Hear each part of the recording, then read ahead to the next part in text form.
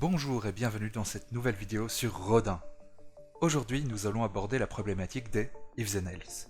Si vous avez déjà utilisé des langages de programmation classiques, vous avez sûrement déjà utilisé des ifs and else. Malheureusement, il n'existe pas de mots-clés permettant cela en Rodin. Cependant, il existe une manière de contourner le problème en utilisant des implications. Prenez ce code Python par exemple. Il stocke juste le maximum entre A et B dans la variable maxi. Si on le modifie légèrement en retirant le else, on obtient ce code-ci. Comme vous vous en doutez, ce code fera exactement la même chose, sauf qu'on a retiré le else en le remplaçant par un if. Ces ifs, on peut les modéliser en Rodin avec des implications.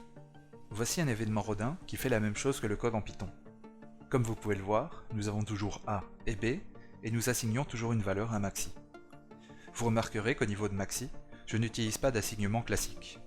En effet, j'utilise un becomeSuchThat, qui permet d'assigner à maxi une valeur aléatoire qui respecte le prédicat à droite.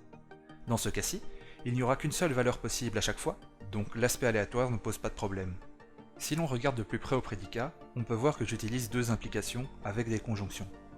La valeur maxi' sera la nouvelle valeur de maxi après l'évaluation du prédicat, et je tiens à préciser que si j'avais utilisé maxi non prime dans l'expression, ça aurait été la valeur actuelle de maxi. Dans ce prédicat, je définis d'abord le type de maxi', car cela aide lors des preuves. Ensuite, j'ai la première implication qui est équivalente au premier if, et enfin, j'ai la seconde implication qui est équivalente au second if. Et voilà, grâce à cette petite astuce, vous pouvez faire des ifs and else en Rodin.